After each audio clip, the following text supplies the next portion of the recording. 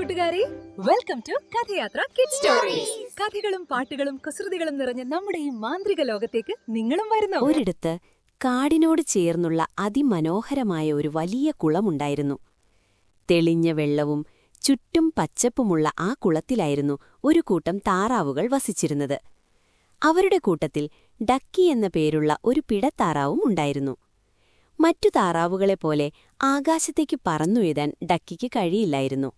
എന്നാൽ ആ കുളക്കരയിലെ ഏറ്റവും സ്നേഹനിധിയും മറ്റുള്ളവരെ സഹായിക്കാൻ എപ്പോഴും ഓടിയെത്തുന്നവളും അവളായിരുന്നു. ഒരു ദിവസം പ്രഭാതത്തിൽ മറ്റു താറാവുകൾ ആകാശത്ത് വട്ടമിട്ടു പറക്കുകയായിരുന്നു.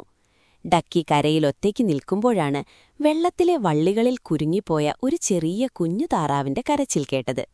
"എന്നെ രക്ഷിക്കണേ, എനിക്ക് അനങ്ങാൻ കഴിയുന്നില്ല," അത് വിളിച്ചു കരഞ്ഞു. പറന്നുകൊണ്ടിരുന്ന മറ്റു താറാവുകൾ അത് കണ്ടെങ്കിലും ആരും താഴേക്ക് വന്നില്ല. എന്നാൽ ഒട്ടും ചിന്തിക്കാതെ ഡക്കി വെള്ളത്തിലേക്ക് എടുത്തുചാടി. അവൾ വേഗത്തിൽ നീന്തിച്ചെന്ന് വള്ളികൾ കൊത്തിമാറ്റി ആ കുഞ്ഞിനെ രക്ഷിച്ചു. ഇതുകണ്ട് മരക്കൊമ്പിലിരുന്ന അഹങ്കാരിയായ ചിറകൻ എന്ന താറാവ് പരിഹാസത്തോടെ വിളിച്ചു പറഞ്ഞു, "ഹോ, വലിയ രക്ഷക വന്നിരിക്കുന്നു. കുളത്തിൽ മാത്രം കിടക്കാനല്ലേ നിനക്ക് യോഗമുള്ളൂ. ഞങ്ങളെപ്പോലെ ആകാശത്തേക്കൊന്ന് പറക്കാൻ നിനക്ക് കഴിയുമോടി?" അവന്റെ സുഹൃത്തായ വെള്ളത്തൂവലും അതേറ്റുപിടിച്ചു ചിരിച്ചു. "അതെ, പറക്കാൻ കഴിയാത്ത ഇവളാണോ നാളെ നമ്മളെ നയിക്കാൻ വരുന്നത്? എന്തു വന്നാലും ഇവൾക്ക് ഈ കുളം വിട്ടു പോകാൻ കഴിയില്ലല്ലോ." അവരുടെ വാക്കുകൾ ഡക്കിയെ വേദനിപ്പിച്ചു. എങ്കിലും താൻ രക്ഷിച്ച കുഞ്ഞു താറാവിനെ തലോടിക്കൊണ്ട് അവൾ ഒന്നും മിണ്ടാതെ ശാന്തയായി അവിടെ തന്നെ നിന്നു. അന്ന് വൈകുന്നേരത്തോടെ കാര്യങ്ങൾ മാറിമറിഞ്ഞു. ആകാശം കറുത്തിരുണ്ടു. ഭയാനകമായ ഇടിമുഴക്കത്തോടെ ശക്തമായ കൊടുങ്കാറ്റും പേമാരിയും ആരംഭിച്ചു. കുളത്തിലെ വെള്ളം അപകടകരമായ രീതിയിൽ ഉയരാൻ തുടങ്ങി. "നോക്കൂ, അണക്കെട്ടിൽ വലിയ വിള്ളലുകൾ വീഴുന്നു. വെള്ളം കുതിച്ചൊഴുകുകയാണ്. അണക്കെട്ട് പൊട്ടും," ചിറകൻ ഭയത്തോടെ അലറി. മൃഗങ്ങളെല്ലാം പരിഭ്രാന്തരായി. താറാവുകൾ കൂട്ടത്തോടെ ജീവനും കൊണ്ട് കരയിൽ നിന്ന് പറന്നുയരാൻ തുടങ്ങി. എന്നാൽ ഡക്കി നേരെ അണക്കെട്ടിനരികിലേക്കാണ് നീങ്ങിയത്. വെള്ളം അതിശക്തമായി പുറത്തേക്ക് ചീറ്റുന്നത് അവൾ കണ്ടു. അവൾ മുകളിലേക്ക് നോക്കി ദയനീയമായി വിളിച്ചു പറഞ്ഞു, "കൂട്ടുകാരെ, പോകരുത്. നമ്മൾ വിചാരിച്ചാൽ ഇത് തടയാം. അവിടെയുള്ള വലിയ കല്ലുകൾ ഇങ്ങോട്ടിട്ട് തന്നാൽ എനിക്കിത് അടയ്ക്കാൻ കഴിയും. എന്നെ സഹായിക്കൂ." പറക്കുന്നതിനിടയിൽ താഴേക്ക് നോക്കി ചിറകൻ വിളിച്ചു പറഞ്ഞു, "നിനക്ക് വട്ടാണോ ഡക്കി? ജീവൻ വേണമെങ്കിൽ നീയും എങ്ങനെയെങ്കിലും രക്ഷപ്പെട്. ഇവിടെ നിന്നാൽ ഞങ്ങളും ചാകും. പ്ലീസ്, ഈ കുളം നമ്മുടെ വീടാണ്. എന്നെ ഒറ്റയ്ക്കാക്കരുത്." ഡക്കി കരഞ്ഞു പറഞ്ഞെങ്കിലും ആരും അത് കേട്ടില്ല. അവർ ദൂരേക്ക് പറന്നകന്നു. ഡക്കി ഒറ്റപ്പെട്ടു. എങ്കിലും അവൾ പിന്മാറാൻ തയ്യാറല്ലായിരുന്നു. അവൾ ഒറ്റയ്ക്ക് വെള്ളത്തിനടിയിലേക്ക് ഊളിയിട്ട് ഒരു വലിയ കല്ല് വിള്ളലിലേക്ക് നീക്കിവെക്കാൻ ശ്രമിച്ചു. പക്ഷെ അവളുടെ ഒറ്റയ്ക്കുള്ള ബലം അതിനു മതിയാകുമായിരുന്നില്ല. വെള്ളത്തിന്റെ ശക്തിയിൽ അവൾ പിന്നോട്ട് തെറിച്ചുപോയിക്കൊണ്ടിരുന്നു. അതേസമയം ദൂരെയുള്ള ഒരു വലിയ മരത്തിന്റെ കൊമ്പിൽ തണുത്തു വിറച്ചിരിക്കുകയായിരുന്നു രക്ഷപ്പെട്ട താറാവുകൾ. "നമ്മുടെ കുളം ഇപ്പോൾ ഇല്ലാതായിട്ടുണ്ടാകും." ഒപ്പം ഡക്കിയും. വെള്ളത്തൂവൽ സങ്കടത്തോടെ പറഞ്ഞു. ചിറകൻ വിഷമത്തോടെ പറഞ്ഞു, "നമ്മൾ ചെയ്തത് വലിയ തെറ്റാണ്. കഴിഞ്ഞ വേനൽക്കാലത്ത് എനിക്ക് തീറ്റയില്ലാതിരുന്നപ്പോൾ സ്വന്തം ഭക്ഷണം എനിക്ക് തന്നവളാണ് ഡക്കി.